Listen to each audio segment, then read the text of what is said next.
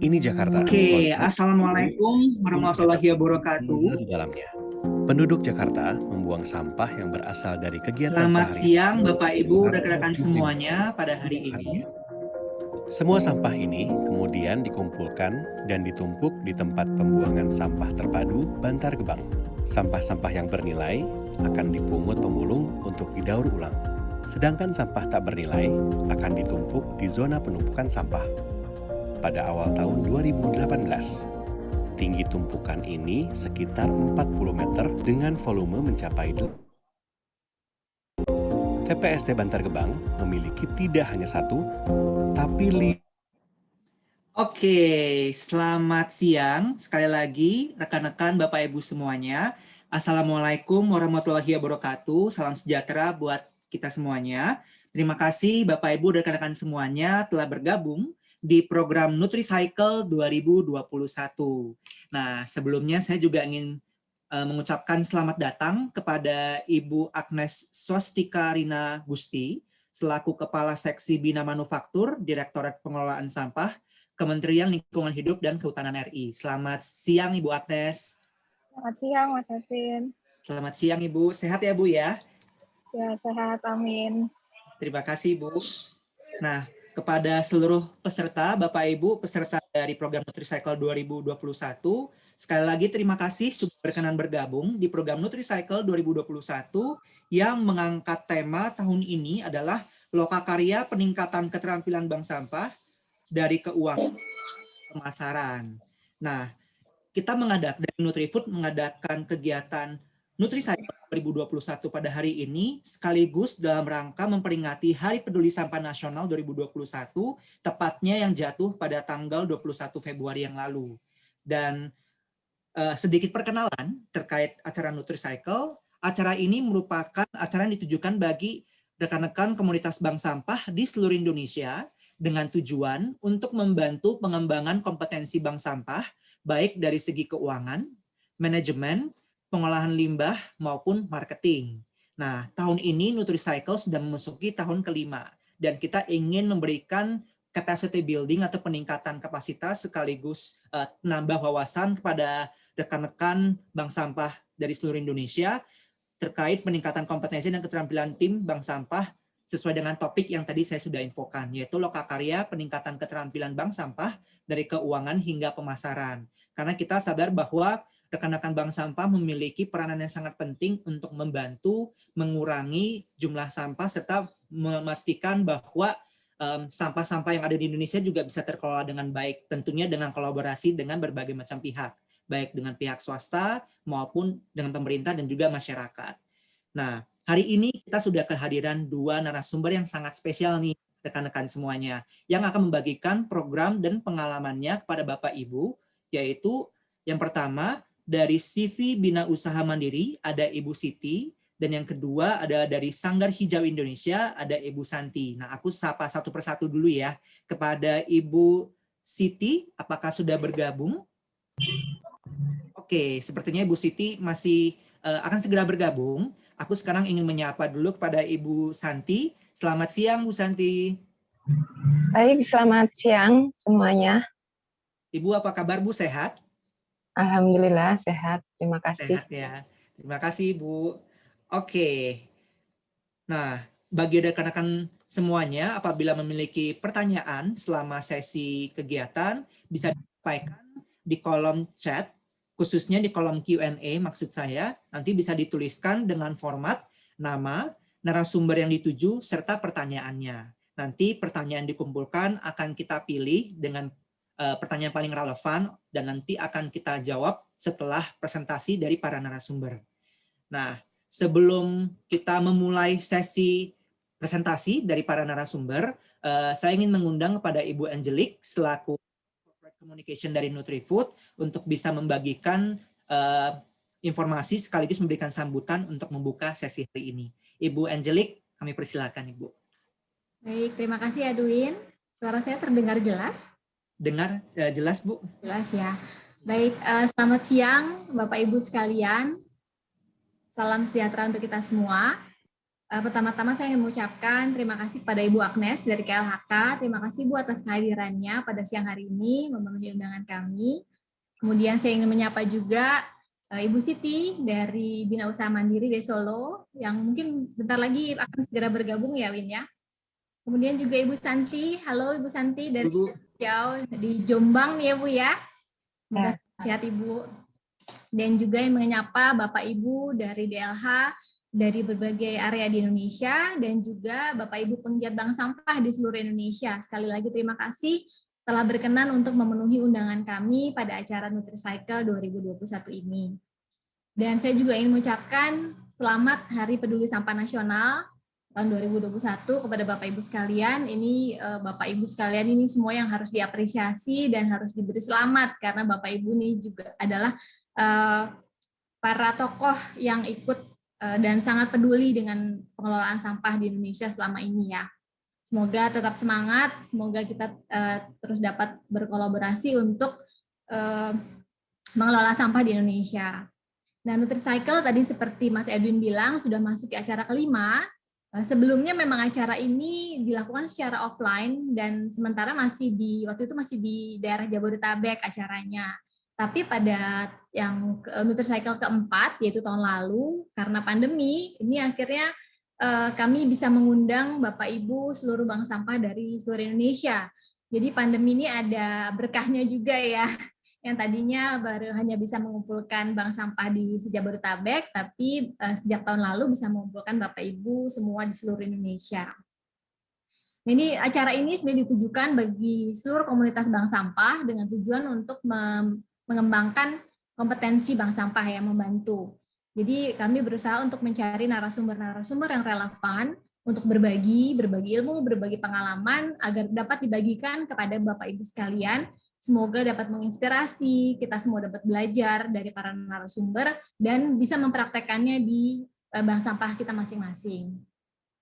Nah, acara ini juga merupakan perwujudan dari dukungan Nutrifood untuk terwujudnya Indonesia Bebas Sampah tahun 2025. Nah, mungkin saya akan coba ceritakan sedikit mengenai Nutrifood ya. Mungkin sudah ada yang kenal, tapi beberapa mungkin belum kenal. Jadi kan sepatah ya, kalau kita kenal maka kata sayang gitu ya. Jadi saya coba perkenalkan dulu. Ini adalah gambaran kolaborasi Nutrifood dengan bank sampah dan juga para pemanfaat limbah. Dan Nutrifood sendiri sebenarnya kami adalah perusahaan makanan minuman kesehatan. Jadi secara core bisnis kami tidak ada hubungannya dengan pengelolaan limbah gitu ya. Tapi kami perusahaan makanan minuman kesehatan yang mendukung tujuan pembangunan berkelanjutan, khususnya di aspek kesehatan, pendidikan, dan lingkungan. Kenapa kami peduli dengan pengelolaan limbah? Karena dalam produksinya, dalam distribusinya kami menghasilkan limbah tentunya. Dan kami ingin mengelola limbah kami secara ramah lingkungan di seluruh Indonesia.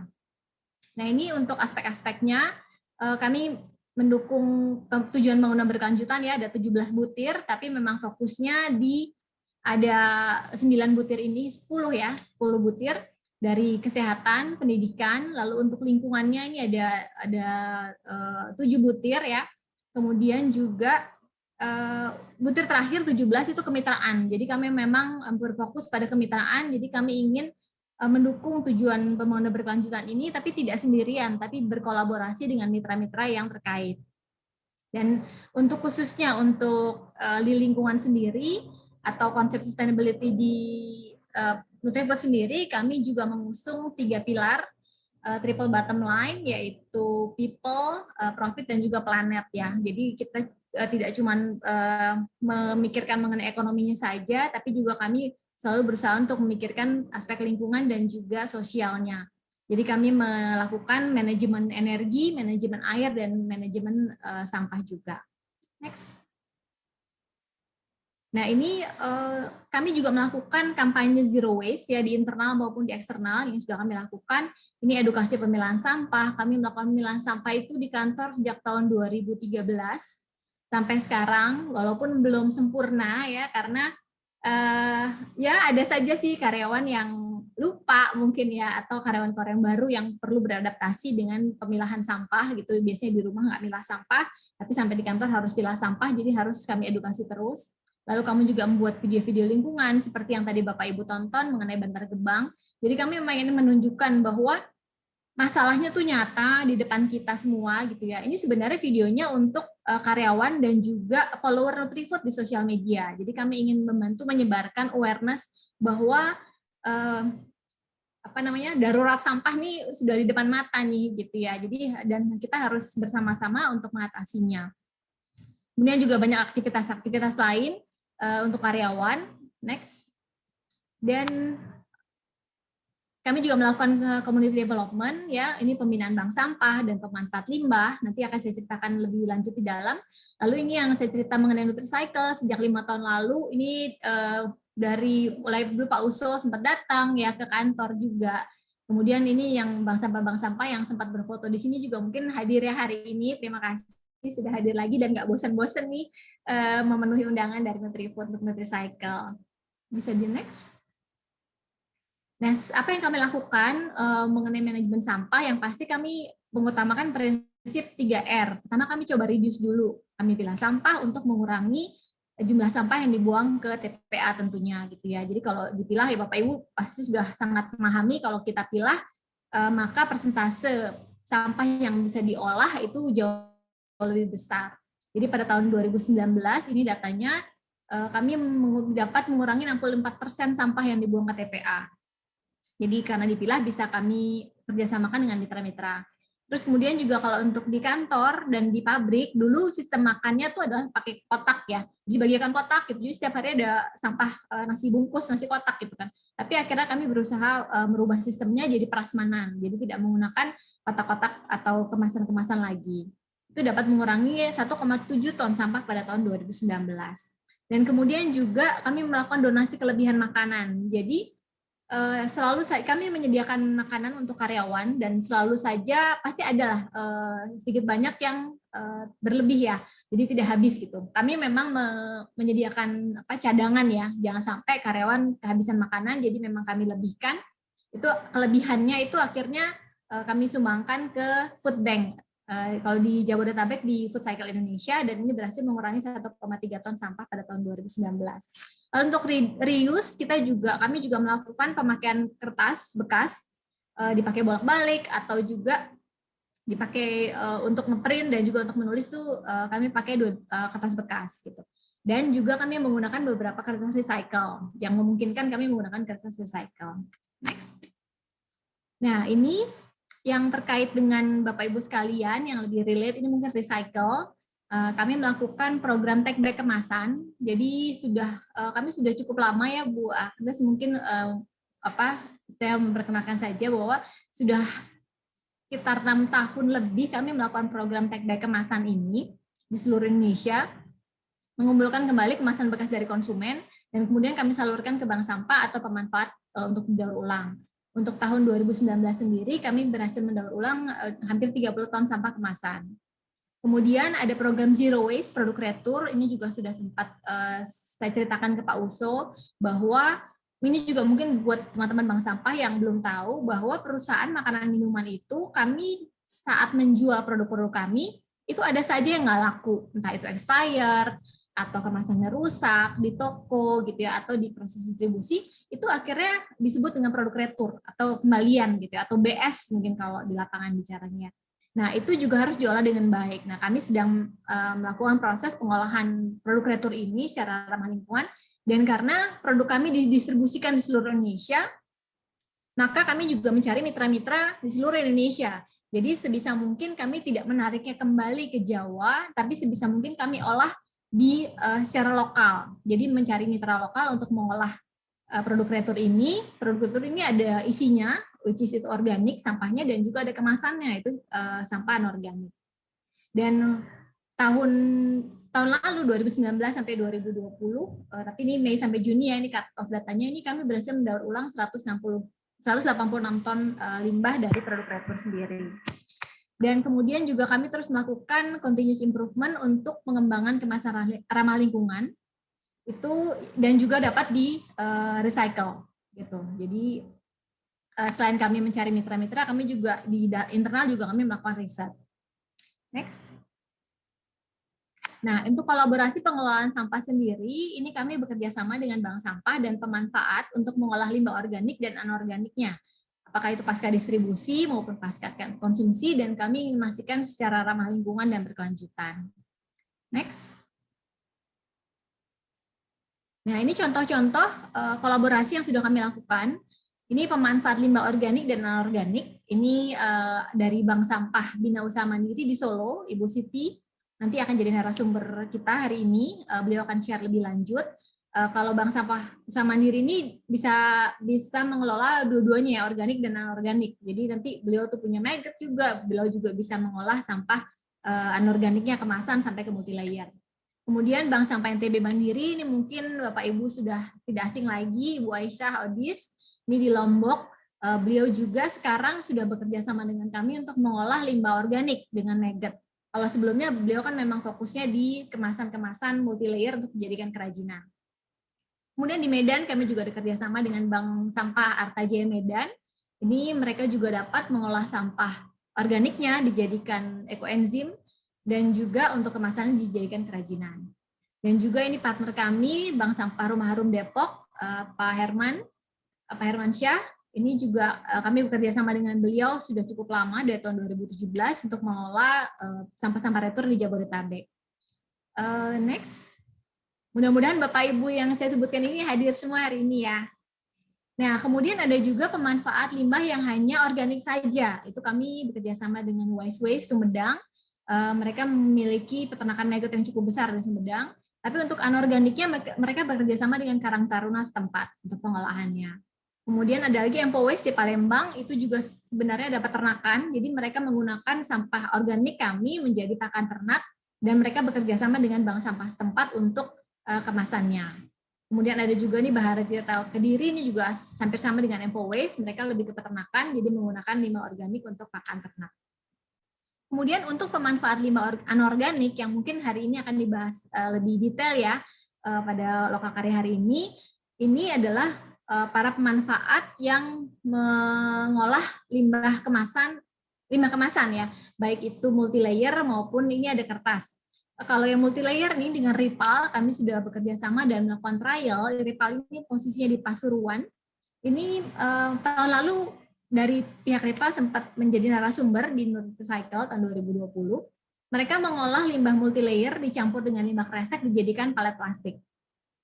Kemudian yang kedua ini lebih handmade dari Bekasi, Ibu Feby, mungkin juga Bapak Ibu kenal, beliau juga mengolah limbah multilayer atau saset menjadi kerajinan yang sangat bagus-bagus sekali gitu ya.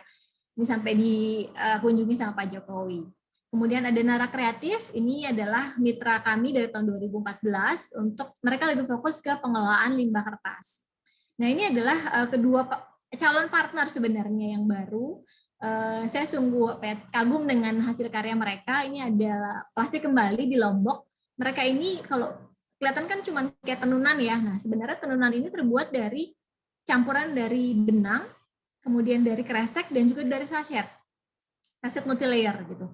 Mereka coba buat jadi tenunan seperti ini, jadi seperti tenun Lombok gitu ya. Nggak kelihatan plastiknya, tapi kelihatan sangat bagus sekali sebagai tenunan.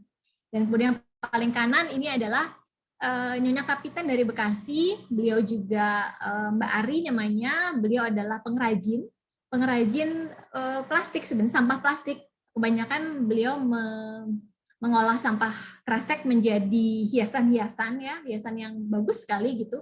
Kalau nanti Bapak Ibu mau berkunjung ke Facebook-nya itu banyak sekali contoh-contohnya. Tapi kalau yang gambar di sini contohnya ini adalah saset dari Hilo, dibuat menjadi bangau-bangau kecil lalu dijadikan hiasan dinding yang sangat bagus sekali. Next.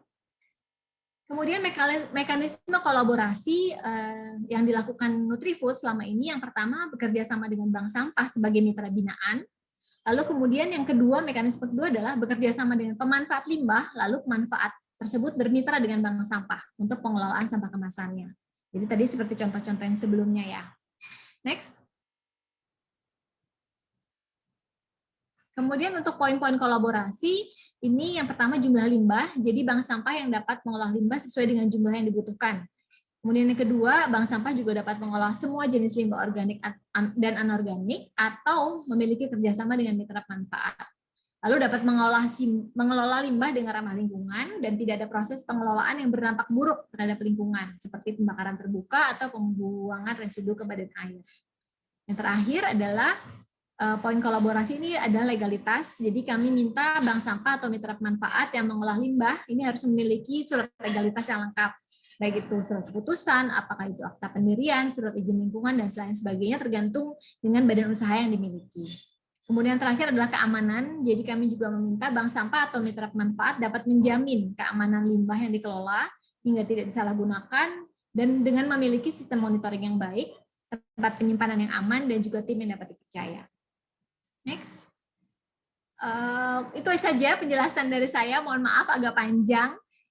Jadi mudah-mudahan Bapak Ibu sekalian dapat menikmati acara hari ini. Semoga ilmu yang kita dapatkan pada hari ini dari para narasumber dapat menginspirasi dan dapat menambah pengetahuan kita semua, dan semoga dapat dipraktekkan juga di bank sampah Bapak Ibu masing-masing. Terima kasih dan salam hijau. Terima kasih Bu Angelique atas pemaparannya yang sangat komprehensif juga. Jadi dari Nutri sudah melakukan berbagai macam inisiatif ya Bu ya terkait pengelolaan sampah salah satunya supaya bisa mendukung bumi yang lebih hijau. Terima kasih Bu Angelique. Nah, sekarang saya ingin mengundang kepada Ibu Agnes Swastikarina Gusti dari KLHK untuk bisa menyampaikan sambutan. Silakan Ibu Agnes. Ya, terima kasih Mas Edwin. Assalamualaikum warahmatullahi wabarakatuh. Salam sejahtera, selamat siang.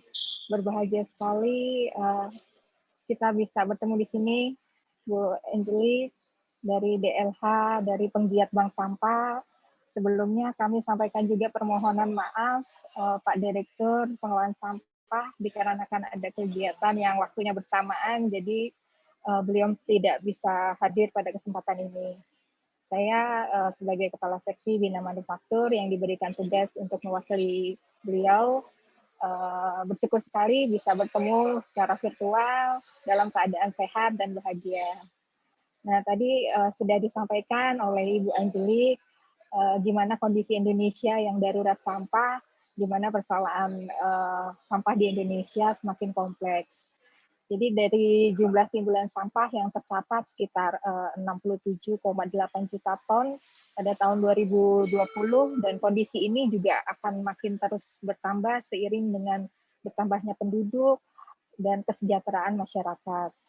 Nah, pola sampah yang selama ini berjalan hanya dilandasi oleh mindset yang sampah sesuatu yang tidak berguna. Tadi sudah disampaikan juga oleh Bu Angelique dalam paparannya bahwa Nutrifood sudah berusaha untuk mengelola kemasan dengan baik, bekerja sama juga dengan bank sampah untuk penarikan sampah kemasan. Nah, ini sesuai dengan amanat utama pengelolaan sampah, yaitu Undang-Undang 18/2008, di mana paradigma pengelolaan sampah dari kumpul, angkut, buang menjadi pengurangan di sumber dan daur ulang sumber daya. Nah, pendekatan ini juga tepat menggantikan pendekatan end of pipe, karena selama ini kan hanya angkut kumpul buang. Nah, ini hal ini juga dikombinasikan dengan pendekatan yang selama ini dijalankan, ada dari mulai kita pembatasan, kemudian kita guna ulang, terus daur ulang. Nah, ini yang memang sudah dijalankan juga oleh teman-teman di Nutrifood. Ini juga terkait dengan tanggung jawab produsen dalam pengurangan sampah. Nah, Bapak dan Ibu hadirin peserta Lokakarya, saya coba mengingatkan kembali pada puncak peringatan HPSN yang lalu, Ibu Menteri Lingkungan Hidup dan Kehutanan mengajak kita bersama menjadikan HPSN 2021 sebagai milestone untuk bergerak dan bekerja bersama, berkolaborasi, membangun pengelolaan sampah yang lebih baik, salah satunya dengan memperkuat komitmen dan peran aktif produsen dan pelaku usaha lainnya dalam implementasi bisnis hijau. Nah, ini bisnis masa depan adalah bisnis hijau dengan menjadikan sampah sebagai bahan baku ekonomi. Nah, oleh karena itu, lokakarya ini, lokakarya pemanfaatan multilayer dan pemasarannya dengan tujuan untuk membantu mengembangkan bank sampah, baik segi manajemen maupun pengolahan sampah dan marketing. Kami sangat mengapresiasi sekali sebagai salah satu langkah kita bergerak dan bekerja sesuai dengan tugas, tanggung jawab, kewenangan, dan komitmen masing-masing dalam membangun era baru pengelolaan sampah di Indonesia. Nah, hal ini juga sebagai upaya kita dalam mewujudkan Indonesia bersih, Indonesia maju, dan Indonesia sejahtera. Mungkin sekian dulu dari saya. Selamat mengikuti lokakarya ini. Terima kasih. Selamat siang. Saya kembalikan lagi ke Mas Edwin. Oke, terima kasih banyak Bu Agnes atas paparannya sekaligus sambutannya.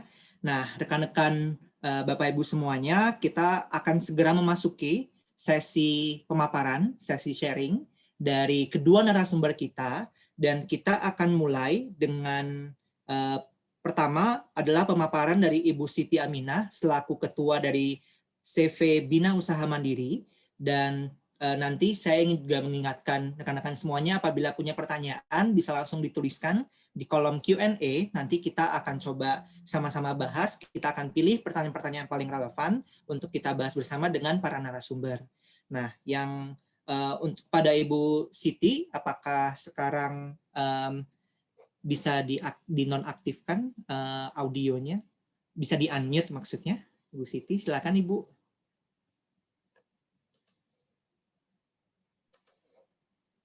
Oke. Selamat siang Ibu Siti. Selamat siang. Oke. Siap Ibu, untuk pemaparannya waktu dan tempat kami persilakan Ibu. Insya Allah. Bismillahirrahmanirrahim. Assalamualaikum warahmatullahi wabarakatuh. Selamat siang pada Ibu Agnes dari KLHK, Ibu Angelika dari Mitrif dan tim. Salam kenal, saya Siti Aminah dari Solo nih. Alhamdulillah diberi kesempatan untuk bisa bicara masalah sampah yang khususnya dari Nutrifood. Nah, judul kami menuju Indonesia bebas sampah, karena perkiraan kami Indonesia tidak akan bisa mencapai Indonesia bebas sampah kalau sampah-sampah yang mungkin masuk dalam residu belum terolah dengan baik. Nah, mungkin next. Nah, ini Alhamdulillah ternyata nggak sia-sia dari yang di atas, yang kuasa memberikan kami bonus, jadi kami tidak pernah meminta untuk dapat award atau apapun, enggak, karena ini mungkin bonus dari Allah karena kita mau peduli dengan buminya. Dari tahun ke tahun, Alhamdulillah, kita sampai ini loh Bu, Agnes sampai ke Istana Negara juga gara-gara sampah kemasan aluminium foil. Nah, Alhamdulillah, ini yang bersyukur bagi kami dan tim mencoba gimana caranya kita bisa mengolah peduli dengan sampah. Monggo next. Kita dikasih waktu 10 menit ya Mas Edwin. 15 menit Ibu. Oh, lumayan. Alhamdulillah lama juga. Silakan Ibu. Nah, oke. Pertama kali kami mulai memang kami mengolah sampah anorganik di mana berasal dari koran dan juga sampah yang mungkin laku dijual. Tapi setelah kami tahun 2014 kita mulai mengolah, ternyata sampah bukan anorganik aja yang bahaya. Harus semua terolah. Nah, di situ kami mulai sedikit demi sedikit mengolah sampah dari organik, anorganik sampai residu. Nah, sampah organik mungkin udah pada tahu semua nih, Bu. Emang jadinya cuma maggot, pupuk, dan bla bla. Itu mungkin bagi kami nggak terlalu bahaya untuk bumi kita. Nah, di sampah anorganik kami mau coba untuk mengolah sampah-sampah yang mungkin dari yang beda dengan yang lainnya. Tapi sebelumnya kami memberikan tahu dulu bahwa kami bekerja sama dengan beberapa perusahaan, gimana caranya kita mengadakan pendampingan. Karena bukan aja dengan bank sampah, tetapi kami juga dengan TPS 3R di 20 kabupaten kota di Jawa Tengah dari 35. Mudah-mudahan ke depan bukan aja 20 aja, tetapi juga 35 kabupaten kota, di mana kami yang akan dampingi adalah bank sampah, TPS 3R, dan komunitas pemulung. Nah, jadi kita masuk di semua lini dari sini. Karena sampah aja bagi kami di tempat kami tidak hanya 10 jenis sampah yang mungkin yang ada di bank sampah, tapi hampir semua 45 jenis bank sampah jenis sampah akan kami olah. Khususnya ada sampah kemasan aluminium foil atau multilayer ya. Nah, multilayer tidak semua bank sampah, hampir semua bank sampah tidak nerima karena emang apa? Karena emang belum banyak yang nerima. Nah, di situ tantangan bagi kami untuk membuat produk dari multilayer. Lamban tapi pasti, mudah-mudahan ke depan kami bisa membuat mesin yang ukuran 1 triplek. Sekarang kita punya 1 meter persegi. Di sini sampah residu juga termasuk yang akan kami tangani, di mana bagi kami setelah beberapa kali mengadakan pendampingan di bank sampah ataupun TPKS 3R, sampah residulah yang menjadi momok di hampir di semua bank sampah ataupun TPS 3R. Apa itu? Pempes dan pembalut. Nah, ini alhamdulillah kami setelah menciptakan sebuah mesin, tapi tinggal tes uji emisi juga sertifikasi, butuh proses. Tapi alhamdulillah udah ada 5 desa yang mau mencoba untuk bisa menangani sampah pempes dan pembalut. Next. Nah, ini masalah yang utama banyak kemasan. Ternyata bukan aja sampah kresek yang menjadi masalah, tetapi sampah kemasan multilayer yang menjadi masalah pokok. Karena bagi kami pernah kedatangan di beberapa tokoh lingkungan di beberapa Australia, Australia, Swedia datang ke tempat kami, mereka melihat produk-produk kami, bukannya kita mengucilkan penggiat lingkungan masa prajen multilayer, tetapi di sini kami ingin membuat zero. Bagaimana membuat produk di mana nanti produknya juga bisa diolah kembali.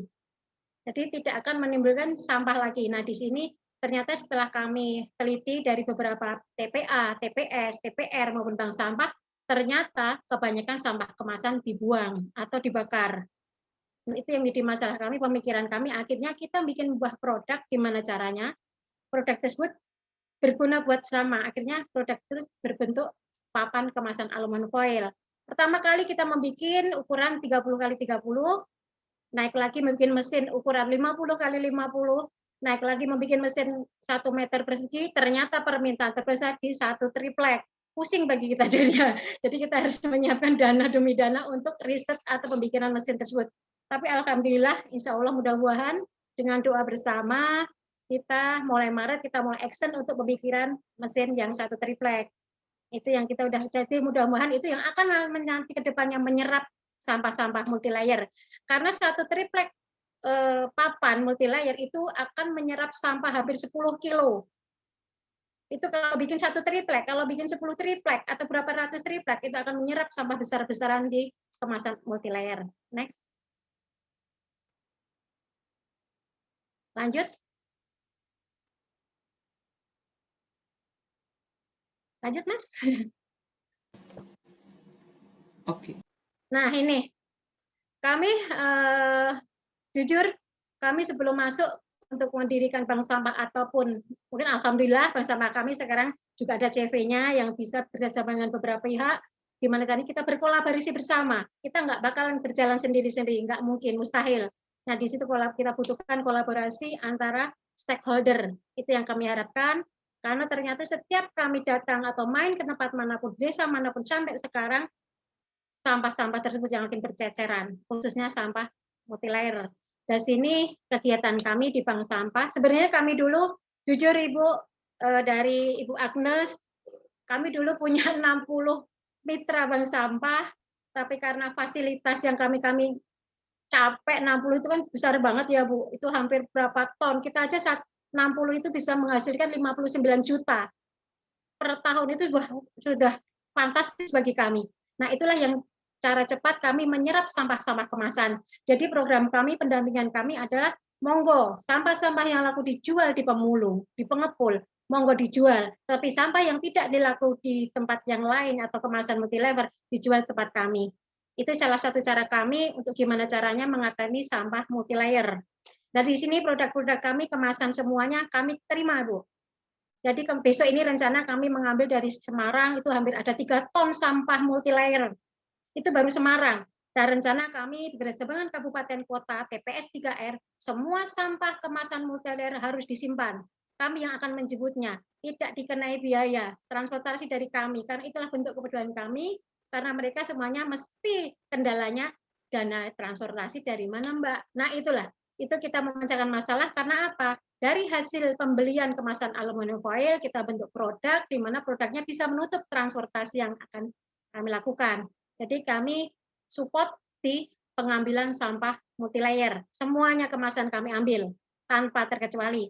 Nah, program kami nanti rencana kami akan membuat papan, di mana papan tersebutlah menjadi pengganti kayu, pengganti planel, pengganti plywood, pengganti asbes, karena telah diuji di UNS, itu lolos semua dari uji tarik, uji lengkung, uji semuanya, alhamdulillah tidak bertoksit. Dan itu rencananya itu juga papan kami, itu bisa menggantikan beberapa kegiatan di mana bisa dipakai untuk perumahan tahan gempa, karena ringan, itu bisa diolah kembali. Nah, itu harapan kami, papan kami menjadi pengganti material maju yang bisa akan menyalur setidaknya penebangan pohon besar-besaran. Nah, itu harapan. Jadi ada efek domino di situ, ya harapan kami. Monggo Mas, lanjut. Keburu habis nih waktunya. Maaf Ibu, sepertinya ada delay dikit dari koneksi. Iya. Ini kita Oke. Jadi intinya untuk mengganti, untuk next, sebelum next, emang kami cerita Ibu, Bapak, selama pendampingan kami di 60 kabupaten, dan kami alhamdulillah banyak sekali komunitas-komunitas yang kami ikuti. Yang kami ikuti, ternyata hampir semua bank sampah TPS 3R ataupun pemulung itu semua sampah tidak diambil. Nah, sekarang kita berencana, kita bikin komunitas-komunitas sebuah grup di mana nanti sampah multilayer kamilah yang akan mengambil. Gitu. Next. Oke, sepertinya ada sedikit kendala ini Bu. Ini coba aku share lagi ya Bu ya. Iya. Ibu. Lupa saya isinya nih. Tapi alhamdulillah Ibu, kami cuma kasih memberitahukan bahwa produk kami tidak saja diminati oleh para perajin handicraft, tapi produk kami ternyata sebelumnya Mas bisa ya ini boleh. Inilah jenis perbedaan antara ketiga bahan yang selama ini ada. Jadi dibandingkan dengan bahan-bahan yang lainnya mungkin lebih unggul di tempat kami. Cuma kelemahannya adalah kami belum dikenal masyarakat. Itu aja. Karena banyak beberapa pemesanan dari eksterior interior, dari transportasi, dari beberapa furniture, itu banyak permintaan dari kami. Kami kemarin baru aja mengirim sampel ke Surabaya. Itu harapan kami, mudah-mudahan papan kami bisa menjadi setidaknya bukan mengganti full, tapi menjadi macam pengganti alternatif lah di situ. Itu harapan kami. Next, Mas. Nah ini produk-produk kami yang waktu kami pameran di Surabaya, kami membawa produk kecil karena emang kendalanya kami belum siap dana untuk membuat mesin besar, karena waktu kami tanyakan di luar untuk plywood itu harganya udah 1,5 M. Jadi kami nggak sanggup, akhirnya kami membuat sendiri. Kolaborasi dengan para teknisi, juga kolaborasi dengan teknik listrik, kami kolaborasi ingin membuat mesin tersebut. Akhirnya jadi baru 1 meter persegi. Nah, ternyata papan kami itu waktu kami bertemu dengan PT Inka, waktu kami bertemu dengan karoseri bis, bisa menggantikan papan triplek untuk selama ini yang dipakai. Jadi itu yang harapan kami, berarti kami semakin optimis bahwa papan kami nanti bisa masuk ke dunia otomotif. Nah, di situ kami juga bertemu dengan para real estate developer, ternyata ISO bisa menggantikan papan astas. Itu. Jadi kita bisa dibentuk apapun. Nah, di sini kami juga rumah makot kita juga papan kami memakai itu karena rumah makot riskan karena basah, akhirnya aman. Alhamdulillah sampai sekarang rumah makot kami dari papan aluminium foil.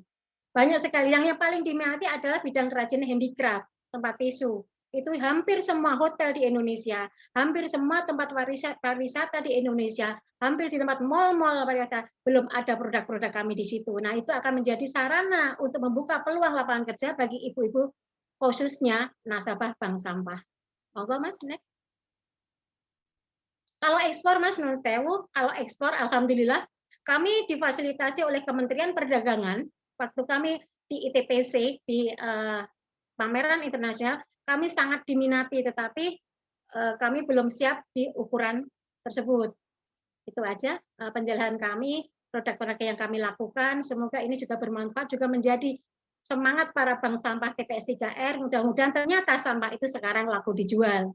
Jadi tidak dibakar ataupun dibuang. Itu aja, terima kasih. Nah, ini model kemitraan ya. Model kemitraan kerjasama yang kami lakukan adalah model kemitraan dengan proses pendampingan. Jadi kami masuk di bank sampah ataupun TPS 3R, di mana kami akan mendampingi dari gimana sih mengolah sampah yang benar, gimana cara kita mengelola sampah yang benar. Di mana CV kami adalah CV Bina Usaha Mandiri, di mana kegiatan kami adalah mengadakan pengelolaan dan pengolahan sampah. Kami mendampingi desa-desa gimana cara bisa menjadi zona kemandirian sampah. Semua sampah tidak dibuang ke TPA, diolah sendiri di dalam wilayah desa. Nah, akhirnya dari masyarakat akhirnya kembali ke masyarakat. Itu harapan kami. Kalau itu semua terjadi di desa, di wilayah pedesaan, model tidak ada sampah dibuang ke TPA, akhirnya Indonesia bebas sampah akan terwujud. Karena apa? Tidak ada sampah yang dibuang TPA. Akhirnya umur TPA akan panjang. Itu harapan kami. Jadi nuwun sewu, jadi kadang kita kalau cuma diambil sampah-sampah yang laku dijual, kapan Indonesia bebas sampah? Nah, itu pemikiran kami, pemikiran orang bodoh yang mungkin melihatnya juga cuma sekilas, tapi pemikiran kami kalau sampahnya semua diolah, insya Allah itu akan bisa mengurangi beban TPA. Terus kalau untuk pembelian mesin, selama pembelian mesin di tempat kami, maka pendampingan full selama mesin itu dipakai.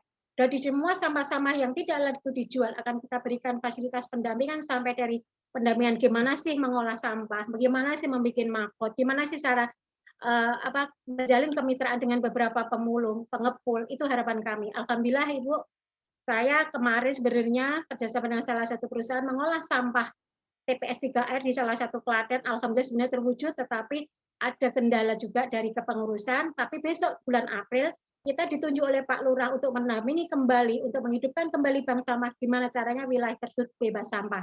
Tidak ada, karena selama ini non sewu, sampah pampers, pembalut, residu yang kami multilayer cuma dibakar, dimasukkan dalam selokan, dibuang di kolam, dibuang di sawah, itu yang menjadi kemirisan bagi kami, makanya kami mengajukan ke Pak Lurah, alhamdulillah diterima. Bulan Maret kita akan mendampingi 5 desa, Ibu, untuk pendampingan pengolahan dan pengolahan sampah di TPS 3R. Jadi orang masuk ke TPS 3R bukan masuk ke tempat sampah, enggak, tetapi di situ kita tepat menjadi edukasi bahwa semua sampah bisa diolah. Dan itu menjadi pembelajaran bagi masyarakat dari mulai sekolah sampai masyarakat bahwa sampah itu bukan menjijikkan. Nah, di situ akan kami bikin konsep, dan alhamdulillah konsep kami sudah diterima oleh 5 desa tersebut. Kami akan bergerak bulan April, tunggu saatnya kami akan action, mudah-mudahan desa-desa itu menjadi pilot project untuk bisa dipakai di desa lain. Harapan kami. Terima kasih. Wassalamualaikum warahmatullahi wabarakatuh. Terima kasih kepada Ibu Siti atas pemaparannya. Benar banget ya Ibu Siti ya, berarti emang penting sekali bagi kita untuk bisa memberdayakan rekan-rekan bank sampah sekaligus bahkan levelnya sampai di level desa ya Bu ya, karena masih banyak sekali potensi yang bisa digarap di sana untuk membantu pengurangan dan sekaligus pengolahan sampah di Indonesia. Terima kasih banyak Ibu. Iya, sama-sama. Selanjutnya saya ingin mengundang kepada Ibu Santi Ramadhani untuk bisa memaparkan presentasinya kepada rekan-rekan dari Bapak Ibu semua peserta dari Nutricycle pada hari ini. Silakan Ibu, selaku Ketua dari Perkumpulan Sanggar Hijau Indonesia. Silakan Ibu untuk akan dipresentasikan dari Ya. Terima kasih. Assalamualaikum, salam sejahtera, salam hijau. Terima kasih atas kesempatan bersama yang terhormat Kepala Seksi Bina Manufaktur Pengolahan Sampah KLHK, Head Corporate Communication Nutrifood, Ibu Siti, Bina Usaha Mandiri, dan rekan-rekan peduli sampah peserta webinar. Next. Saya akan menjelaskan tentang olah plastik bekas menjadi eco-brick, gerakan untuk kebaikan sosial dan lingkungan. Jadi kami akan menyampaikan profil organisasi kami, yaitu Perkumpulan Sanggar Hijau Indonesia yang sudah legal, berbadan hukum, dan mempunyai tujuan gerakan ramah lingkungan dan konservasi lingkungan. Fungsinya berperan aktif dalam usaha pelestarian lingkungan, yang melatar belakangi fenomena perubahan lingkungan yang mengalami penurunan kualitas, sehingga menjadikan introspeksi diri kami dengan proses apa yang menghubungkan dengan proses pendidikan selama ini, dan di mana komitmen tersebut sejalan dengan profesi yang kami tekuni bergerak di bidang dunia pendidikan. Dan visi kami membangun generasi berbudaya hijau yang berkomitmen terhadap pelestarian lingkungan. Next. Adapun kegiatan kami ada bidang eco-education, aktivitasnya tentang yang berfokus pada literasi dan aksi lingkungan. Next. Kemudian ada divisi Resource Center, jadi aktivitasnya menyediakan pendidikan pelestarian lingkungan dan pengembangan kapasitas organisasi di bidang pendidikan lingkungan. Kami juga pendampingan optimalisasi tempat pengolahan sampah TPS 3R, kemudian ada sekolah air hujan, dan juga ada kebun belajar organik. Next.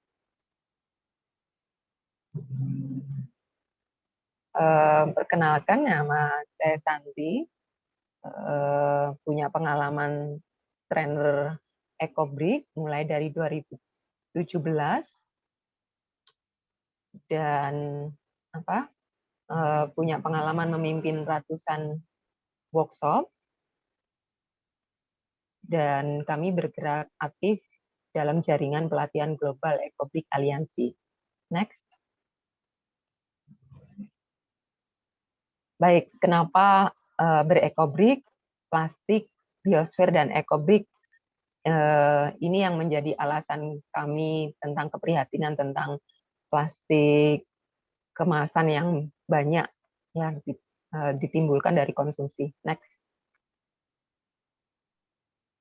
Jadi ketika plastik dibuang, dibakar, atau ditimbun, mereka meracuni bumi, udara, dan air.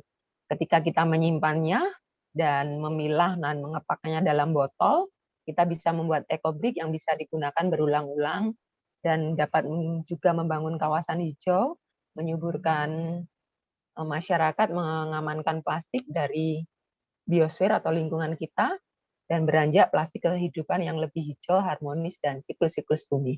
Next. Kalau ada pertanyaan ini,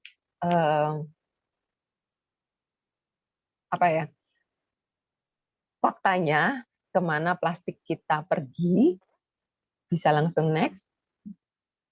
Nah, ternyata walaupun dibuang di tempat sampah, ada juga hal yang nanti berakhirnya juga ada yang dibakar dan menimbulkan dioksin ke alam, dan balik lagi turun ke sawah kita, dan bagaimana kita nggak pernah memikirkan. Ada juga yang dari tempat sampah, ada yang diangkut, ada juga yang sebagian didaur ulang, tapi ternyata tidak semua bisa didaur ulang, dan masih ada timbulan menuju ke TPA. Nah, setelah itu bagaimana, kita nggak pernah memikirkannya. Ada juga yang dibuang di alam, fakta yang kita ketahui, padahal di lingkungan alam itu ada makhluk hidup. Next. Dan pada akhirnya setiap molekul plastik yang kita konsumsi berakhir di biosfer. Nah, pertanyaannya, apakah ini disebut biosfer, ataukah kita mau tinggal seperti di tempat ini? Jadi kalau ini sebuah TPA di Bali, biosfer ya terdiri dari makhluk hidup dan benda-benda yang ada di sekitar kita. Dan ini juga bagian dari lingkungan tempat tinggal kita, karena atmosfer atau udaranya menjadi satu, tidak ada sekat, di mana itu ada di dalam kehidupan kita. Next. Baik. laporan dari pemeriksaan CO2 yang dihasilkan dari titik dalam siklus hidup plastik. Di sini menunjukkan bahwasannya ekstraksi dari transportasi, pemurnian, dan pembuatan pengolahan limbah plastik ke lingkungan itu juga mengakibatkan efek rumah kaca. Emisi gas rumah kaca dari siklus hidup plastik mengancam kemampuan komunitas global untuk memenuhi target emisi karbon. Ecobrik ya yang benar dan terotentikan memastikan bahwa plastik tidak akan lepas ke lingkungan dengan menjaga tidak dibuang, tidak dibakar, dan semua proses asli dari ekonomi petrokapital yang memiliki dampak CO2 ke generasi signifikan, juga nanti Ecobrik memiliki dampak peningkatan dari CO2. Oke, next. Nah, dari hal-hal yang tidak mengenakan dan menyedihkan, dampak dari plastik itu sendiri, apa yang harus kita lakukan? Next. Nah, ini sebuah urutan di mana bukan berarti kami membuat Ecobrik itu memperbanyak konsumsi plastik dihasilkan supaya kami bisa bikin Ecobrik, ya. Awal dari proses itu gerakannya adalah kurangi konsumsi, karena ada packaging plastik yang dihasilkan atau istilahnya kita bisa berhemat, ya. Kemudian yang kedua, hindari atau less plastik. Kemudian yang ketiga, gunakan bahan-bahan yang terurai secara organik, berarti mencari alternatif yang ramah lingkungan. Yang keempat, kalau masih ada plastik yang kita hasilkan atau kita timbulkan, kita amankan dengan membuat Ecobrik. Jadi Ecobrik itu tahap yang terakhir dari fase proses yang di atas.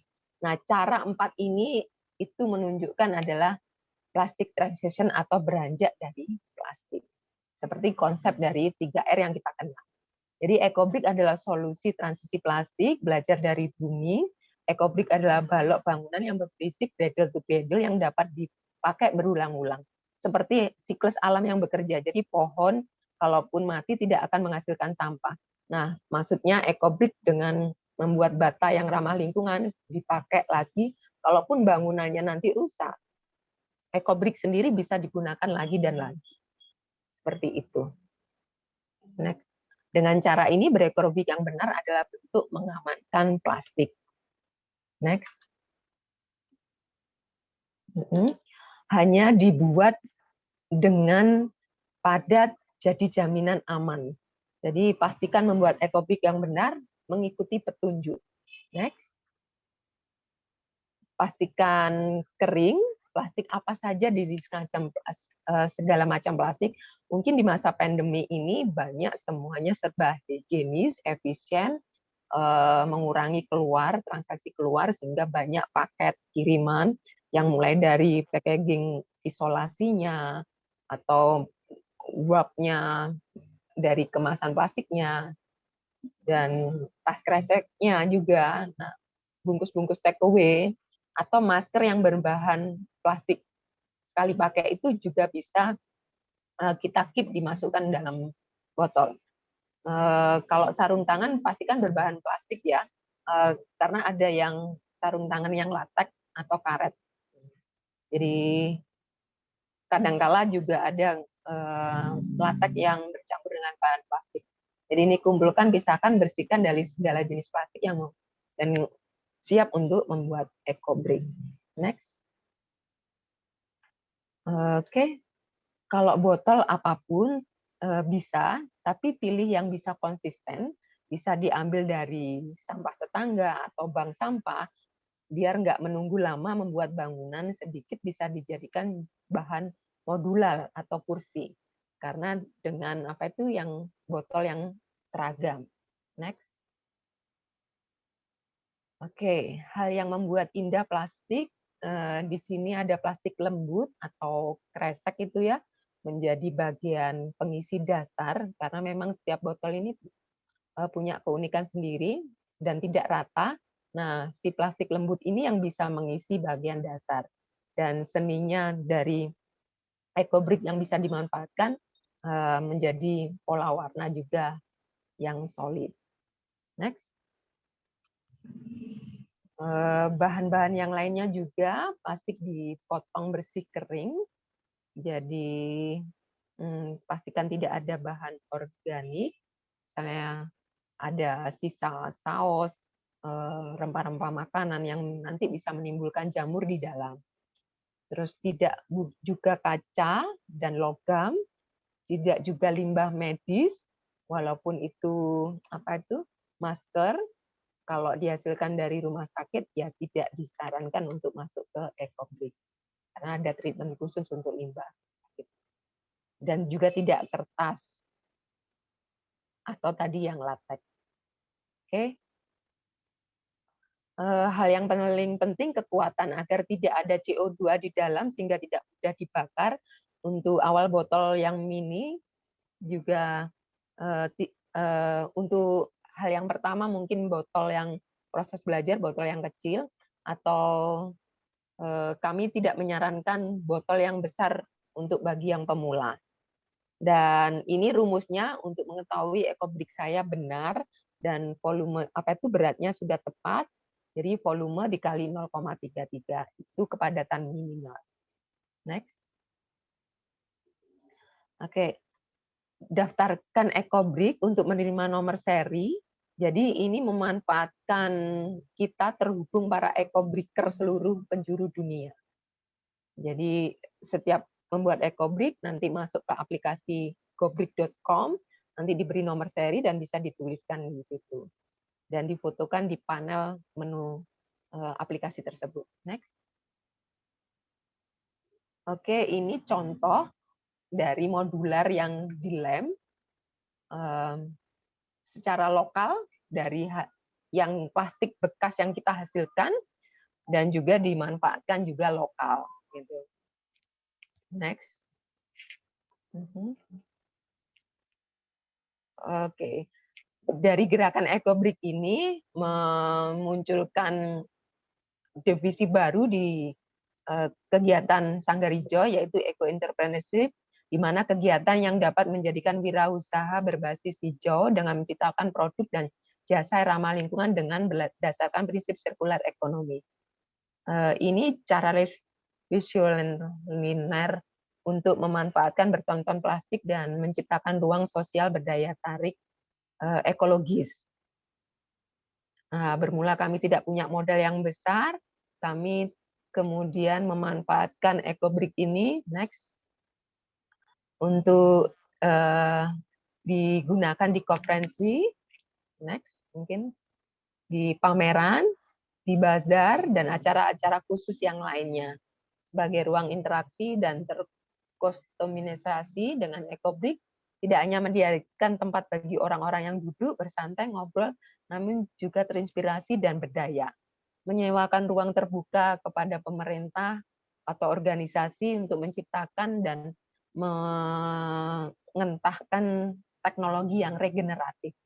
Next.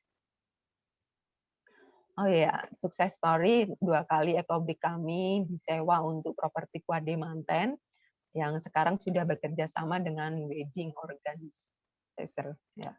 Next. Kami memperkenalkan ruang terbuka EcoBrick secara permanen, yaitu berada di tempat Sanggarijo, di mana simbol-simbol itu juga melambangkan dari kegiatan yang ada di EcoBrick Open Space. Yang pertama, tempat sosial lingkungan. Jadi berlangsungnya aktivitas sehari-hari orientasi perubahan-perubahan perilaku peduli lingkungan. Kemudian yang kedua, ruang edukasi untuk kegiatan pertemuan sosial, workshop, dan pelatihan. Yang ketiga, angkringan menjadi bagian kafe EcoBrick dengan menu herbal berbahan alami. Kemudian coffee shop, juga menghargai petani kopi lokal, pelindung mata air. Ada WiFi yang kami gratiskan untuk program belajar online dengan meja modular EcoBrick tentunya. Kemudian juga ada bank sampah, menerima material bekas untuk didaur ulang di manajemen bank sampah yang kami kelola, dan juga menerima EcoBrick untuk dibarter dengan menu angkringan yang kami sediakan, yaitu menu herbal. Yang terakhir ekobrik modular, jadi menyediakan tempat orang-orang untuk bersantai, mengobrol, dan bisa berinteraksi dan juga berdaya. Next. Ini tampilan ekobrik cafe kami yang ada di teras. Link beritanya mungkin bisa dilihat di YouTube, Cafe Unik Ekobrik di Jombang, gitu ya. Mungkin bisa lebih detail dilihat, sempat kami juga diliput oleh TV. Next. Untuk penerapan jangka panjang, kami pernah membangun bersama CSR PT Python Energi di Probolinggo, membuat Jabung Mandala Park. Jadi ada 2.000 ekobrik menjadi ruang terbuka hijau di tempat wisata. Jadi di Pantai Bentar, Probolinggo. Jadi kalau mau wisata atau akses ke sana, ini terbuka untuk publik. Jadi ada 2.000 dan 200 relawan mengerjakan itu. Nah, regenerative living. Jadi ini konsep yang secara lokal dengan material juga yang upcycle dan bahan juga organik. Next. Ini bangunan pertama di Indonesia dari bersama teman-teman trainer, dan setahun yang lalu itu Bapak atau Ibu saya pergi wisata ke sana, berfoto, berkabar ke kami bahwasanya bangunannya berkelanjutan dirawat oleh pemerintahan lokal. Next. Jadi membuat ekobrik adalah solusi mendalam penggunaan plastik Anda. Plastik terlalu hebat memang untuk disia-siakan. Jadi ekobrik juga mencegah plastik mencemari biosfer. Yang ketiga, membuat ekobrik juga menginspirasi kesadaran secara ekologis, peduli pada hasil plastik yang kita konsumsi bekasnya. Yang keempat, ekobrik mencegah plastik dari daur ulang industri yang panjang, yang mungkin secara lokal di lingkungan teman-teman belum ada mekanismenya. Yang kelima, ekobrik juga menyelamatkan plastik dari pembakaran dan pengamanan CO2. Yang keenam, ekobrik memberdayakan rumah tangga, komunitas, dan perusahaan. Ketujuh, ekobrik mengalihkan kehidupan yang regeneratif dan sirkuler. Ekobrik solusi pelatihan rendah energi, jadi tidak tergantung teknologi. Yang kesembilan, ekobrik dapat dimanfaatkan untuk jangka pendek dan juga jangka panjang yang terbatas. Yang ke-11, ekobrik solusi sumber terbuka tanpa modal dan menyebar secara viral. Ekobrik mewujudkan medium pertukaran alternatif lokal juga. Next. Plastik menghasilkan gas metan. Prinsipnya ketika plastik terkena sinar matahari, tekanan, semakin lama plastik akan rusak menjadi potongan-potongan kecil mikroplastik. Plastik juga akan menjadi semakin mudah berubah menjadi gas. Ini perumpamaan 1 kilo sampah plastik itu akan menghasilkan gas metan 0,00 sekian itu. Nah, jumlah ekobrik yang ada di Sanggarijo yang di tabel hijau itu sekitar ada 2.000. Belum lagi saya tambahkan yang terupdate 525. Kemarin kami hitung dengan anak-anak magang lagi. Jadi itu hasil dari ratusan workshop ekobrik atau di sekolahan dengan volume 600 mili, massa 200 gram. Kemudian kami bisa mengkeep 432 kilo plastik tidak dibakar, tidak dan dibuang sembarangan. Dan kami juga bisa mengurangi gas metan itu atau mengkeep gas metan itu tidak berkurang 0,071 sekian. Next. Bu Santi, maaf Bu, waktunya 1 menit lagi ya Bu. Iya, baik. Dengan ekobrik kami siap membangun modul dan ruang hijau. Next. Ini program rencana panjang kami. Jadi nama programnya Ekobrik at Building School. Tujuannya sekolah alam menjalankan konsep pendidikan berbasis alam semesta dengan mengenalkan anak kepada lingkungan sekitar lewat eksplorasi langsung. Indikatornya, deskripsinya revolusi pendidikan lingkungan hidup. Targetnya bangunan Ekobrik Building School. Next. Seperti ini konsep bangunannya nanti belajar dari alam dan bekerja dengan biosfer. Kondisi kita menyimpan ekobrik yang standar aman dibangun dengan teknik KOP, yaitu tanah, liat, jerami, dan pasir, sehingga menciptakan kondisi iklim yang stabil. Next. Terima kasih gerakan kami bersemangat melangkah bersama generasi Indonesia peduli lingkungan. Adapun modul dan bahan materi bisa diakses di web resminya ecobricks.org. Demikian dari penjelasan dari saya. Terima kasih banyak Ibu Santi, penjelasannya sangat insightful. Ternyata dari EcoBrick itu bisa banyak sekali dikreasikan jadi berbagai macam inisiatif-inisiatif atau inovasi yang bisa dipakai oleh masyarakat ya Bu ya. Dan satu hal yang aku sangat tertarik adalah ada bikin EcoBrick Cafe dan juga tadi EcoBrick Open Space, bahkan bayarnya pakai ini ya, pakai Brickcoin. Menarik sekali Bu, terima kasih banyak. Nah, sekarang rekan-rekan Bapak Ibu semuanya, sebelum kita lanjut ke sesi tanya jawab, saya ingin mengundang kepada Ibu Agnes dan Ibu Angelique serta Ibu Siti untuk kita bisa foto bersama dulu untuk para narasumber. Habis itu langsung masuk ke sesi Q&A karena udah banyak banget pertanyaan yang menarik yang ingin ditanyakan ke para narasumber. Oke, sekarang saya akan memandu untuk foto bersamanya. Oke. Oke, Q&A dari saya. Semua untuk keempat narasumber harap bisa lihat ke kamera. Oke, nanti kita akan posting juga di sosial medianya Nutrifood. Oke, semuanya senyum. 1, 2, 3. Oke, sekali lagi Bapak Ibu. Oke, rekan-rekan semuanya. Oke. Paste dulu untuk fotonya. Sekali lagi. 1, 2, 3. Oke, sekali lagi maaf. 1, 2, 3. Oke, Bu Santi sambil memperlihatkan ekobriknya ya Bu ya. Yeah. Baik, terima kasih banyak Bu Santi, Bu Angelique, Bu Siti dan juga Bu Agnes. Oke, Bapak Ibu semuanya, kita akan lanjut ke sesi tanya jawab. Saya bacakan pertanyaannya satu persatu. Oke, yang pertama adalah oke, sebentar saya ganti spotlightnya dulu ya, maaf.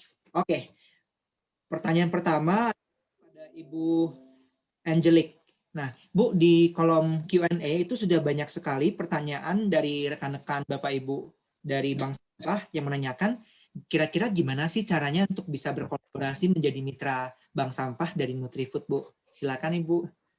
Ya, baik, terima kasih ya, Duit. Ini maaf ya, ada doginya nanti ketak hujan besar. Gede banget. Jadi minta di pangku ini. Jadi untuk proses bermitra dengan Nutrifood, tadi seperti yang sudah saya jelaskan di slide, mungkin bisa ditampilkan lagi slide-nya. Jadi memang ada beberapa kriteria di mana kami bekerja sama, yaitu yang pertama tadi dari Bank Sampah sendiri harus bisa menerima jumlah limbah yang sesuai dengan yang kami butuhkan. Karena apa? Karena kalau misalnya dalam satu wilayah itu dibagi-bagi, itu akan secara transportasi itu akan nanti jadi terlalu besar gitu ya. Jadinya jadi tidak optimal. Jadi sebaiknya next bukan yang ini, yang di poin-poin kolaborasi. Jadi akan sangat optimal jika bisa menerima jumlah sampahnya itu sesuai gitu ya. Yang pertama, dan kemudian juga Bank Sampah juga dapat mengolah kalau bisa memang semua jenis limbah, baik organik maupun anorganik, karena jenis limbah kami ada organik dan anorganik. Tapi kalau misalnya seandainya tidak bisa, itu bisa mencari mitra. Jadi seperti kalau misalnya kami dengan bekerja sama dengan Pak Herman, selamat sore Pak Herman, apa kabar, dari Bank Sampah Indung Depok, Rumah Harum. Beliau baru bisa mengolah sampah anorganik, tapi kemudian Pak Herman bermitra dengan pemanfaat limbah organiknya gitu ya. Jadi seperti itu juga bisa dimungkinkan. Dan kemudian juga harus memiliki sistem yang baik, monitoring ya. Jangan sampai misalnya limbah itu dikelolanya dengan tidak ramah lingkungan atau disalahgunakan, gitu itu mesti dipastikan. Kemudian yang ketiga, itu legalitas. Jadi Bapak Ibu harus memiliki surat legalitas yang lengkap gitu ya. Ini juga tergantung dari badan usaha Bapak Ibu sekalian. Kalau misalnya bank sampah ya berarti surat penunjukan mengenai bank sampah. Gitu ya. Kalau misalnya tadi seperti Ibu Siti CV berarti kan harus ada akta pendirian ya. Tapi semuanya kami meminta memiliki surat izin lingkungan gitu. Minimal SPPL, kemudian kalau lebih besar lagi mungkin UKL gitu ya. Kalau UKL, UKL kan ya. Kalau AMDA kan mungkin untuk perusahaan besar. Tapi kalau at least kalau untuk UMKM itu SPPL tuh minimal sudah ada. Mungkin dari Bapak Ibu DLH mungkin bisa melengkapi ya. Alasannya apa? Ini hanya untuk memastikan supaya kami bekerja sama dengan mitra yang memang juga bertanggung jawab secara lingkungan. Karena jujur saja dulu kami pernah kecolongan. Kami pernah bekerja sama dengan pemanfaat limbah multilayer gitu ya. Pas kami kunjungi itu ternyata dia memang merecycle, mendaur ulang, tapi ternyata dengan cara dibakar. Ada aluminiumnya saja. Jadi akhirnya mencemari lingkungan juga. Nah itu yang ingin kami hindari. Kemudian yang terakhir ini tadi memastikan keamanan produknya limbahnya ya, jangan sampai tercecer atau disalahgunakan. Itu aja sih prosesnya. Nanti bisa menghubungi tim Nutricycle pada hari ini. Nanti kita bisa diskusi setelah itu, setelah acara ini. Terima kasih. Terima kasih banyak Ibu Angelique sudah ditemani sama kesayangannya Bu ya. Jadi maaf ya. Nggak apa-apa Ibu. Oke. Nah, Bapak Ibu, rekan-rekan semuanya, seperti tadi penjelasan dari Bu Angelique, tadi ada 4 kriteria untuk bisa kolaborasi. Nanti apabila sudah memenuhi 4 kriteria itu atau mungkin bertanya lebih lanjut, nanti bisa menghubungi ke Mbak Kenny atau mungkin Mbak Aca yang ada di grup WhatsApp. Nanti kita bisa dijapri mungkin supaya nanti kita bisa tindak lanjuti. Oke, pertanyaan selanjutnya saya ingin tanyakan kepada Ibu Siti. Nah, untuk Siti, banyak juga pertanyaan terkait gimana caranya memanfaatkan multi-layer itu menjadi sesuatu yang lebih punya added value, Bu. Nah, pertanyaannya adalah ini, apakah sampah multi-layer bisa diambil juga di luar provinsi seperti Ambon dan Malang? Ini ada beberapa, ini dari Bu Yani, lalu Balikpapan ada Mas Abdul Rahman, Kalimantan Timur ada Sri Ismudiati dari LSM Eko Walibar, dan juga dari Bogor, Maftukah Rohim. Jadi, apakah sampah multi-layer ini bisa diambil di luar provinsi, di luar daerah? Silakan Ibu. Oke, terima kasih. Ya, seperti yang disampaikan kepada Bu Angelica, Mbak Kenny, memang salah satu kalau kita ambil sampah per bank sampah, itu nanti berarti ongkos, Mas. Jadi kami merencanakan kalau bisa setiap satu wilayah ada bank sampah induk atau TPS 3R. Nah, di situ kami lah yang akan berjalan di situ. Karena apa? Nanti akan volumenya akan jadi besar. Nah, itu akan menutup ya transportasi kami. Kita welcome. Kita juga pernah kemarin kita rencana di Riau udah ada siap beliau menjadi bank sampah induk. Terus di Malang juga ada, di Sidoarjo banyak sih beberapa daerah yang mungkin karena kami punya bank sampah komunitas bank sampah nasional. Jadi di situ kami tahu gimana sih dari mana sih daerah-daerah yang membutuhkan kemitraan di situ. Nah, ini program kami adalah tolong jadikan dalam satu besar di mana di situ ada bank sampah induk atau bank sampah atau TPS 3R, dari situ akan kita menjalankan. Nah, ini baru aja kami di WA dari DIY Yogyakarta, Paguyuban DIY Jakarta, beliau juga menjalin kerjasama dengan bank sampah kemitraan kecil-kecil atau unit. Nah, itu nanti emang rencana kita akan mau ketemuan, saya ajak ketemuan, kita ngobrol bareng. Tadi itu kita cari solusi karena dari rapelnya sendiri juga udah bekerjasama dengan kami. Beliau dari komunitas rapel akan bekerjasama dengan kami. Jadi nanti mereka yang akan mengirim tempat kami. Itu aja sih. Simple sih. Terima kasih Bu. Bu, saya ada pertanyaan lanjutan Bu. Tadi Ibu sempat sebutin soal komunitas kayak semacam aliansi atau komunitas bank sampah yang ada di seluruh Indonesia ya Bu ya. Nah, itu apabila rekan-rekan yang di sini pemanfaat ingin bergabung, itu caranya gimana sih Bu? Mungkin nanti bisa dihubungkan di sana kita. Ada ya. Jadi kita punya beberapa komunitas, Mas. Jadi komunitas dari Jawa Tengah ada, dari komunitas nasional juga ada. Nah, di situ kami kan kita share apa sih permasalahan di situ. Akan kita bagi ilmu gimana sih memberikan cari solusi yang terbaik untuk pengolahan sampahnya, khususnya yang multi-layer. Gitu. Jadi kita cari solusi dan kita cari gimana sih formulanya biar nanti mereka juga tidak terkendala di beban transportasi itu juga. Dan di sini kemarin ada 3 daerah juga yang menginginkan tempat kami untuk membuat pelatihan daur ulang kemasan aluminium foil menjadi handicraft karena menjadi peluang pasar yang besar. Karena apa, di daerah mereka masing-masing belum ada jenis kerajinan model seperti itu. Oh baik, terima kasih banyak Bu Siti. Iya. Bu, satu lagi pertanyaan tambahan Satu nih, Bu. lagi ya. Ini udah penasaran nih Ibu. Apakah mesin pembuatan papan dari multilayer itu bisa dibeli, Bu? Kalau misalnya bisa, itu caranya gimana dan berapa sih harganya, Bu? Mungkin ada yang pengen coba invest di Ibu. Kalau untuk pemberdayaan, emang kita menginginkan boleh. Sekarang kita buka, kita welcome. Kalau dulu saya umpetin tuh mesin, tapi kok akhirnya jadi beban berat bagi kami karena ternyata banyak permintaan di pasar. Dan akhirnya kami welcome untuk ukuran 30 kali 30, di mana di situ ukuran disebut untuk membuat handicraft. Jadi bisa melayani untuk pemesanan hotel, mall yang banyak permintaan, atau tempat wisata. Monggo kita welcome untuk ukuran kecil.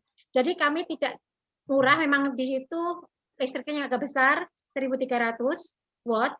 Terus harganya kita buka, jadi kita turun harga nih, karena emang mahal di pemanas dan anti panasnya. Heater dan itunya mahal banget kan. Jadi kita membuka harga di angka 30, jujur 30 karena itu emang kalau untuk kerangka besi murah, nggak ada 5 juta, nggak ada 3 juta, tapi heater kami kalkulasi heater itu mahal di situ. Itu. Tapi untuk pembikinan kalau bikin handicraft untuk tempat tisu itu akan kembali modal dengan cepat. Itu buktinya saya karena handicraft tempat tisu kami jual 80 itu udah laris manis. Kami kekurangan juga akhirnya kami membuat pemberdayaan di situ. Di mana pemberdayaan kami ke depannya adalah setiap pembikin handicraft di mana bahan dari kami, alat dari kami, terus mereka membuat di rumah dan setelah jadi kami beli harga 10.000 per tempat tisu. Lah kalau satu hari bisa bikin 5, gimana nggak nanti akan menjadi pendapatan yang besar buat ibu-ibu rumah tangga. Itu sih harapan kami di situ. Terima kasih Bu Siti atas penjelasannya. Bu Siti jiwa kewirausahaannya sangat luar biasa ya Bu. Iya. Oke, terima kasih Bu. Pertanyaan selanjutnya kepada Ibu Santi. Oke, Ibu pertanyaannya adalah, ini ada pertanyaan dari PHK Bank Sampah Unit Cendana Bogor. Nah, dari beliau bertanya bahwa tantangannya menggerakkan masyarakat agar mengamankan plastik dan ekobrik itu seperti apa sih yang Ibu hadapin, dan juga untuk masyarakat yang tertarik dari pengalaman Ibu Santi, kira-kira gimana cara membuat masyarakat jadi lebih tertarik untuk bisa membeli atau memanfaatkan si ekobrik ini, Bu? Apakah ada cara, dan selanjutnya pertanyaan ketiga, apakah ada cara praktis untuk memadatkan isi botol ekobrik? Oke, baik. Saya coba menjawab. Ya, untuk tantangan sendiri, ya memang ini menjadi challenge kita ya untuk mempengaruhi orang. Kalau kita tidak memulainya dari diri kita sendiri, dari hal yang kecil. Jadi mulailah mengamankan plastik bekas kita sendiri, kemudian ya dengan waktu yang longgar, suka, happy, bahwasanya plastik sudah tidak kita buang lagi atau tidak dititipin ke penjemput sampah yang nanti akumulasi juga ke TPA, kemudian dimanfaatkan secara lokal. Dari situ orang-orang bisa melihat. Saya pun juga mulai dari memimpin workshop, itu juga membawa bentuk yang sudah jadi, bisa didudukin, memiliki kekuatan, dan pemanfaatan untuk meja, kursi, atau tatakan pot di dalam penerapan sehari-hari, itu juga menjadi bagian hal yang orang akhirnya terinspirasi. Nah, kalau pertanyaan selanjutnya, tipsnya ya untuk memadatkan, memakai mudah lokal, jadi semuanya bisa kita usahain. Ini stik bambu yang pada umumnya banyak kita temuin dan juga kuat, pipih.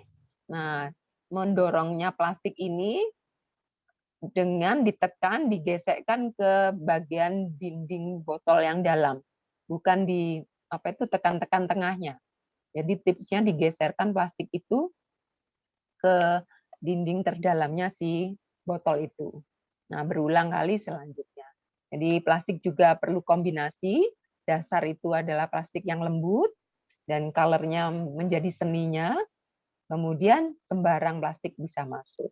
Begitu seterusnya. Sehingga padat. Atau ada yang terlewatkah? Pertanyaan lagi?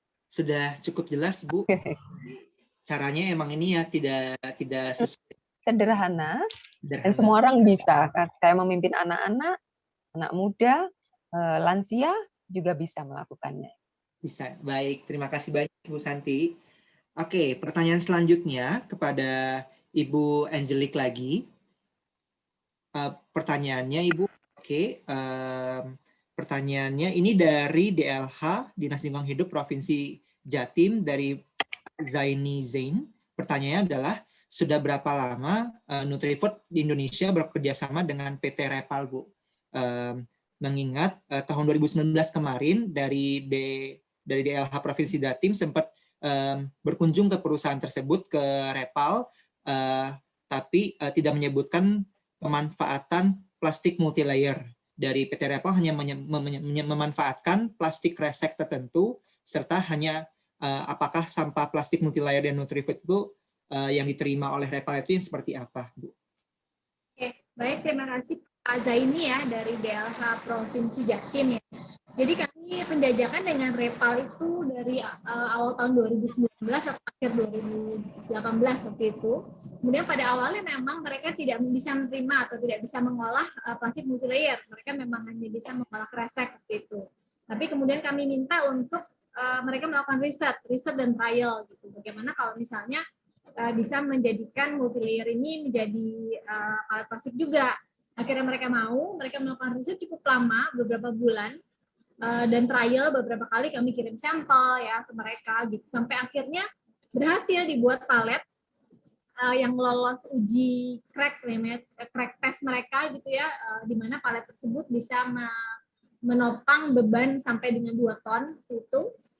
Dan dengan komposisi kalau tidak salah itu sekitar maksimum 50% multilayer, lalu 50% kresek.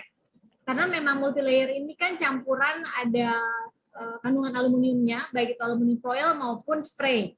Jadi memang sifatnya lebih getas. Oleh karena itu mereka butuh direkatkan lah, karena sistemnya adalah pemanasan, direkatkan oleh polimer plastik. Gitu. Dan sampai sebelum pandemi itu sudah keluar hasilnya, jadi mungkin di awal 2020 sudah keluar bahwa sudah bisa digunakan plastik multilayer. Dan jenis plastik multilayer itu yang digunakan adalah multilayer yang tadi yang mengandung aluminium, baik itu aluminium foil maupun aluminium spray. Jadi campuran. Yang disebut multilayer itu kan sebenarnya berbagai jenis plastik plus bahan lain gitu ya. Nah ini kalau yang bisa digunakan Repal tadi, yang mengandung aluminium plus plastik. Jadi mungkin bisa di cross check lagi sekarang, Pak Zaini mungkin bisa ke Pak Vincent bagian pembeliannya maupun juga pembelian bahan baku ya, atau juga ke Pak Steve, CEO-nya langsung juga bisa, silakan. Baik, terima kasih banyak Bu Angelique untuk penjelasannya. Berarti ini nanti bisa dikonfirmasi lagi ya Ibu ya. Silakan pada Pak Zaini bisa langsung konfirmasi ke PT Repalnya langsung. Siapa tahu sudah ada perubahan terkait inovasi produk dan penerimaan bahan yang bisa dikolaborasikan. Oke, terima kasih Bu. Ada pertanyaan selanjutnya nih buat Bu Like lagi, yaitu dari Isti Bahar. Apakah ada program pendampingan untuk bank sampah agar mampu bermitra dengan Nutrifood, Bu? Ya, terima kasih Ibu Isti. Benar, dari kami ada program pendampingan. Jadi kami akan asesmen dulu apakah memang secara lokasi memang kami memerlukan partner di lokasi tersebut, atau jika kami masih belum memiliki partner, lalu kemudian kami juga akan assess mengenai lokasinya seperti apa sesuai dengan tadi poin-poin kolaborasinya, kami kunjungan. Dan jujur ini juga ada faktor mesti ngobrol langsung juga gitu ya dengan para pengurus maupun foundernya gitu. Karena yang kami ingin kerjasama adalah memang mereka juga yang peduli dengan lingkungan. Jadi bukan hanya untuk faktor ekonomi saja, tapi juga menganut atau mengikuti prinsip-prinsip sustainability atau keberlanjutan gitu. Jadi ada kepedulian terhadap lingkungan, ada kepedulian terhadap sosial ya, seperti Ibu Santi itu juga peduli dengan pendidikan gitu ya. Jadi ada faktor-faktor tersebut. Jadi tidak cuma semata-mata ya udah mau buat bank sampah untuk nilai ekonomi saja, itu kami tidak prefer sih, sebenarnya tidak memilih yang seperti itu gitu. Nah, nanti dalam perjalanannya pendampingannya bisa sambil berjalan. Jadi kami juga sedang dan telah mendampingi beberapa bank sampah selama ini. Tergantung kebutuhan gitu ya. Misalnya kebutuhannya apa? Apakah kebutuhan di pengetahuannya, skill-nya, atau juga bahkan di infrastruktur dan fasilitas juga kami bisa dampingi. Gitu, Edwin. Dan terima kasih banyak Ibu Angelique. ya. Kipernya itu kolaborasinya dan juga pendampingnya nanti adalah emang rekan-rekan bank sampah yang atau pemanfaat yang emang punya bukan cuma dari sisi ekonomi tapi punya misi sosialnya juga ya Ibu ya. Ya, peduli lingkungan dan sosial. Oke, peduli lingkungan dan sosial. Terima kasih banyak Bu Angelique. Oke. Maaf, ke-mute. Oke. Mungkin ini adalah beberapa pertanyaan terakhir mengingat waktu kita juga sudah cukup terbatas. Pertanyaannya ini buat Ibu Siti nih.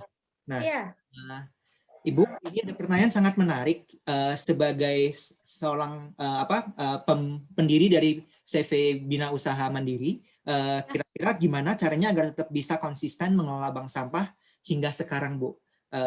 Dan kalau untuk pengelolaan sumber daya manusia di bank sampah itu tipsnya bagaimana sih, Bu? Mungkin bisa dibagikan pengalaman Ibu. Ya. Itu timbul dari niat dulu, Mas. Itu timbal dari niat dulu. Kalau niat kita itu menjaga buminya yang di atas, terus pasti insya Allah dia akan konsisten. Juga tidak akan mengharap, kalau kita mengharap rupiah dari sampah, berapa sih harga dari sebuah sampah? Nggak ada. Kecil. Itu nanti kalau berpikiran di situ, jatuhnya akan kecewa, Mas. Jatuhnya akan menjadi beban bagi kita. Jadi harapan kita yang saya selalu kasihkan motivasi atau memberikan pengertian kepada ibu-ibu nasabah sampah, jangan melihat rupiah di sampah tersebut, tapi semangat kita untuk menjaga lingkungannya. Nah, kalau udah itu terbentuk di hati mereka, mereka tidak akan pernah menjadi provokator atau pesimis atau bla bla banyak Mas di situ. Nah, itu yang kita tekankan, yuk kita ikut menjaga buminya Allah. Kalau kita udah ikut menjaga buminya Allah, akan kenikmatan akan datang kepada kita tanpa kita minta. Itu makanya yang bikin saya konsisten. Karena apa?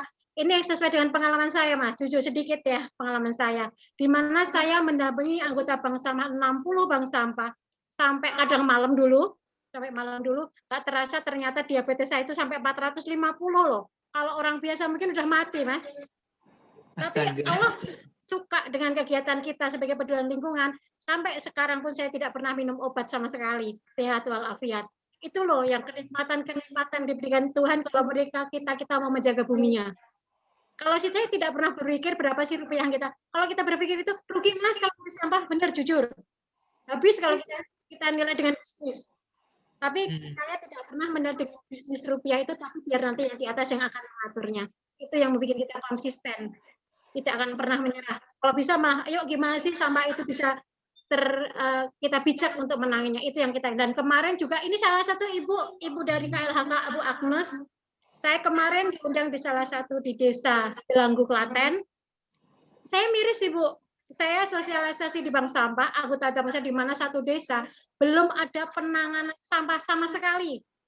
Akhirnya setiap hari terjadi pembakaran di rumah, tiap hari pembuangan sampah di lahan-lahan yang kosong. Katanya lingkungan belum fatal, belum perlu ditangani. Ya Allah, satu desa loh Bu, satu desa belum ada penanganan sama sekali. Jadi setiap hari itu terjadi pembakaran Ibu. Besar-besarnya itu yang itu kalau dilihat dari rumahnya kok kaya-kaya ya, tapi cara berpikirnya kayak gitu. Nah, itu yang menjadi kehadiran kami, dan alhamdulillah kami besok dipanggil oleh Bapak Lurahnya, gimana kita berkolaborasi, gimana desa itu akan terbentuk menjadi desa yang peduli sampah. Itu Mas Edwin kayak gitu. Terima Curhat kasih. ceritanya Ibu Agnes. Karena ternyata banyak desa yang kayak gitu. Oh, oke. Iya, Bu. Iya. Silakan Bu Agnes, ada yang ingin ditambahkan nggak Bu mungkin? Ya, mungkin terkait tadi yang disampaikan, nanti kami berkoordinasi juga dengan Dinas Lingkungan Hidup setempat ya Bu ya, Iya. kita komunikasikan. Ya, memang kita harus kerja bareng dalam hal ini gitu, karena pengelolaan sampah kan secara operasional kewenangan ada di pemerintah kabupaten kota. Tapi kami di KLHK akan mendorong, terutama ini kan bagaimana kita merubah mindset budaya supaya sampah itu bisa bernilai gitu. Jadi seperti yang tadi dilakukan oleh masyarakat, ada pembakaran. Nah ini kan menyadarkan masyarakat itu butuh waktu dan tenaga. Nanti kami coba ya Bu untuk koordinasi dengan DLH tempat. Siap Ibu. Terima kami kasih. tunggu. Iya. Terima kasih Bu Agnes. Bu, ini saya ada pertanyaan juga buat Ibu Agnes. Pertanyaan adalah, kalau dari KLHK sendiri Bu, itu kira-kira program pembinaan bank sampahnya itu apakah ada Bu? Kalau ada, itu seperti apa sih Bu? Mungkin boleh diceritakan juga ke rekan-rekan bank sampah di sini.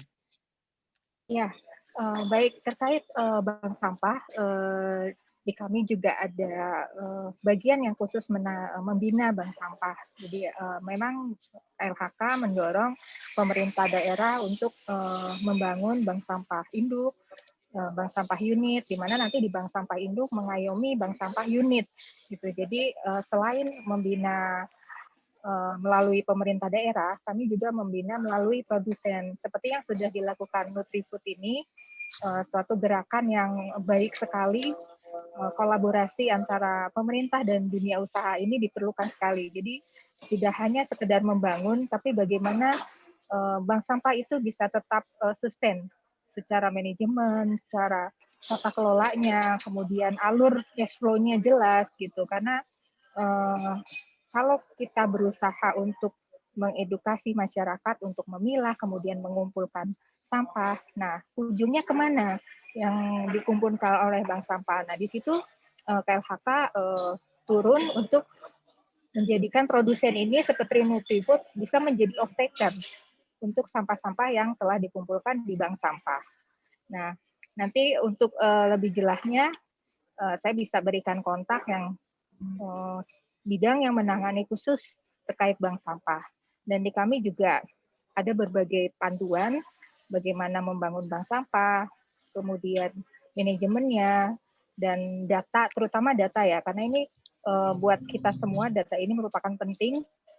Di situ kan juga bisa dilihat manajemennya, berapa yang masuk, berapa yang sudah terjual. Nah, di kami juga ada terkait sistem informasi bank sampah.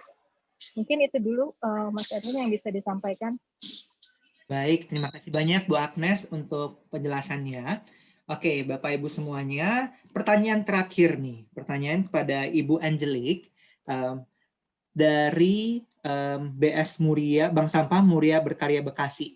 Nah, bagaimana pengelolaan sampah di era pandemi seperti ini? Kalau di Nutrifood, Bu Angelique. Oke, terima kasih. Tapi sebelum menjawab pertanyaan, mungkin saya mau mungkin menyampaikan curhatan ya ke Bu Agnes gitu. Beberapa kali gitu kalau misalnya bertemu dengan teman-teman bank sampah dimanapun sih di berbagai wilayah di Indonesia gitu, banyak kan pada curhat Bu gitu, kurang disupport gitu sama DLH setempat gitu.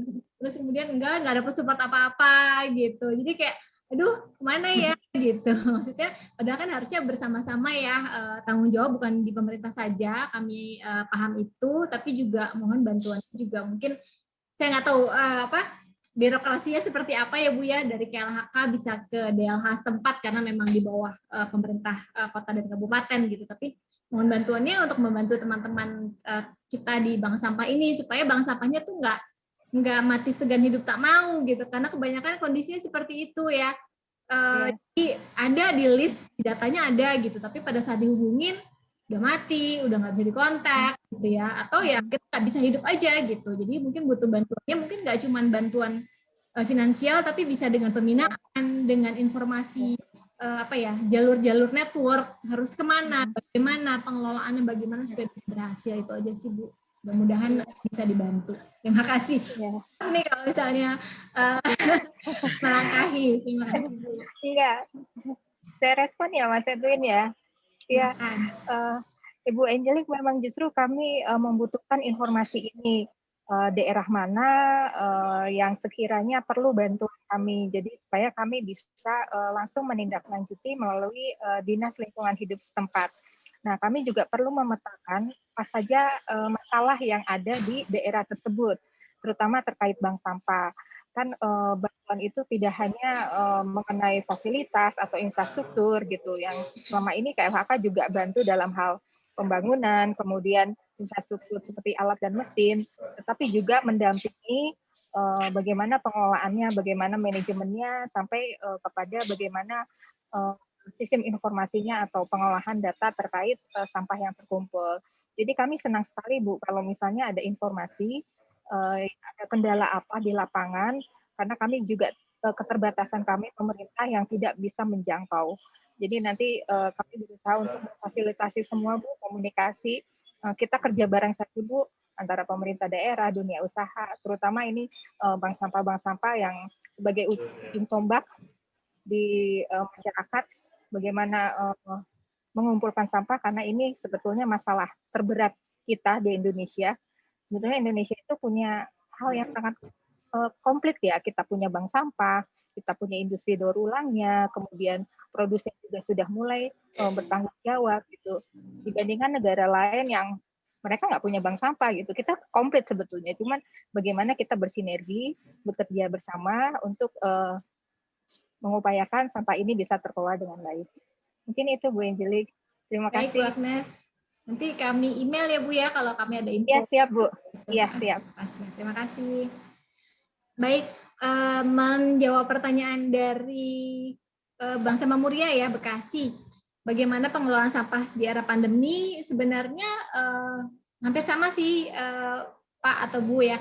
Jadi selama pandemi ini kami tetap melakukan pengelolaan sampah, tapi tentunya dengan menjalankan protokol kesehatan untuk pencegahan COVID-19 gitu ya. Jadi kami tetap melakukan, kayak misalnya kalau di kantor itu memang kami kan sekarang di kantor ada pembatasan 25%. 25% jadinya hanya 25% karyawan yang masuk, sehingga otomatis sampahnya juga berkurang jauh gitu ya. Tapi tetap kami melakukan pemilahan dan juga pengangkutan sampah terpilah ke mitra-mitra kami. Kalau untuk di pabrik, kebetulan Putrifood adalah perusahaan yang termasuk kategori tetap boleh beroperasi karena kategori makanan dan minuman kesehatan. Jadi di pabrik aktivitas juga masih seperti biasa dengan protokol kesehatan, sehingga pengelolaan limbahnya juga masih tetap sama, terpilah dan dikelola oleh mitra-mitra pengelola limbah kami gitu. Kemudian kalau untuk kami sendiri yang tim yang mencari partner-partner ke area itu masih tetap jalan ya. Sama pandemi kemarin kami juga beberapa bulan lalu mengunjungi Bu Siti ya, mengunjungi Bu Aisyah gitu, masih tetap jalan tapi dengan protokol ya Bu Siti, tetap pakai masker, jaga jarak gitu untuk pencegahan pandemi ini. Itu mungkin jawabannya, terima kasih. Baik, terima kasih banyak Bu Angelic. Mungkin sedikit wrap up sedikit bahwa dari sesi NutriCycle 2021 ini harapannya kita dari Nutrifood sangat senang bisa mengadakan sesi ini dan membantu memfasilitasi Bapak Ibu dan rekan-rekan semua dari Bank Sampah untuk bisa mendapatkan informasi, pelatihan secara virtual jatuhnya, untuk bisa memberi start juga mungkin nanti akan juga dibantu bisa terhubung dengan narasumber kita, dengan Bu Santi dan juga Ibu Siti, untuk bisa membagikan pengalaman, ilmu sekaligus tips-tips praktis yang harapannya bisa dilakukan langsung dari Bapak Ibu dan rekan-rekan semuanya di area masing-masing. Karena kembali lagi seperti yang tadi disebutkan oleh Ibu Agnes dan juga Ibu Angelic bahwa sampah ini adalah merupakan permasalahan bersama, jadi ayo bareng-bareng kita selesaikan juga secara bersama-sama. Oke, nggak berasa kita sudah hampir 1,5 jam, bahkan sedikit lebih dari 1,5 jam kita mengadakan sesi ini. Kita akan mengakhiri sesi ini, tapi sebelum itu saya ingin memohon rekan-rekan semuanya untuk bisa mengisi link survei yang akan dibagikan oleh panitia.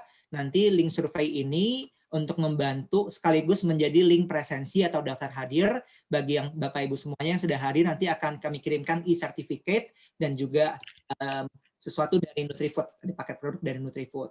Nah, sekali lagi terima kasih banyak bagi Bapak Ibu semuanya atas partisipasinya, atas dukungannya mengikuti sesi hari ini. Semoga bisa bermanfaat. Terima kasih banyak juga kepada Ibu Agnes, Ibu Siti, dan juga Ibu Santi. Mungkin dari Bu Angelique mau ngomong sesuatu, Bu, silakan. Iya, ada tambahan saja untuk para peserta. Buat pertanyaannya belum dijawab, nanti akan kami jawab terpisah lewat WA Group ya. Mohon maaf karena tidak bisa dijawab semua karena waktunya terbatas. Terima kasih. Terima kasih, Bu. Nggak kecewa nih, takutnya nunggu-nunggu pertanyaan saya kok belum dijawab. Gitu. Benar, Ibu. Makasih, Bu Angelique, udah di reminder. Jadi, rekan-rekan semuanya, karena keterbatasan waktu, pertanyaannya nanti bagi yang belum terjawab, nanti kita akan usahakan untuk bisa jawab di WhatsApp grup yang sudah kita buatkan. Oke, sekali lagi terima kasih banyak semuanya atas waktunya, atas di Indonesia bagian tengah dan timur juga udah mulai sore ya sekarang. Jadi terima kasih banyak Bapak Ibu semuanya. Semoga sesi ini bermanfaat.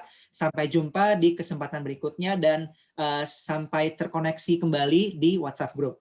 Saya dengan Edwin, mewakili Nutrifood, undur diri. Sampai jumpa di kesempatan berikutnya. Wassalamualaikum warahmatullahi wabarakatuh. Waalaikumsalam. Terima kasih. Bu Agnes, terima kasih banyak. Ya, terima kasih, Bu Siti. Terima kasih Salam banyak. sehat selalu. Sama-sama Ibu, salam sehat. Izin les ya. Terima kasih. Ya, terima kasih semua Bapak Ibu sekalian. Mohon pamit. Sukses selalu ya. Terima kasih, Bu. Ya, izin pamit. Silakan, Ibu, Ibu. terima kasih. Mari.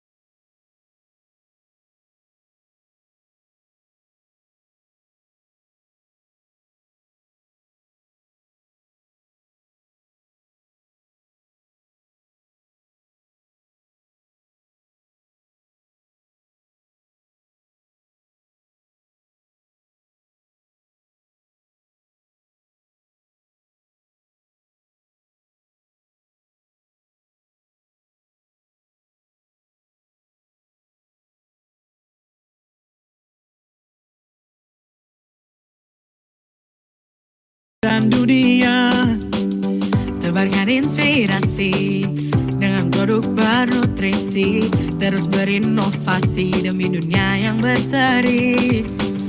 Hidup sehat setiap hari, para untuk bermimpi, kejar harapan hingga cita-cita milik diri. Story, yo. 40 tahun lalu Nutrifood mulai di Semarang dengan produksi sirup bebas gula, cikal bakal Tropicana Slim. Sekarang PT Nutrifood diresmikan tahun 1979. Produk Nutrisari lahir di era ini. Seiring berjalannya waktu, Nutrifood hasilkan banyak produk inovasi baru. Nutrifood, here we go, yeah. Nutrifood, dari kini hingga nanti, Nutrifood akan selalu di hati. Nutrifood hadirkan berjuta inovasi, inspirasi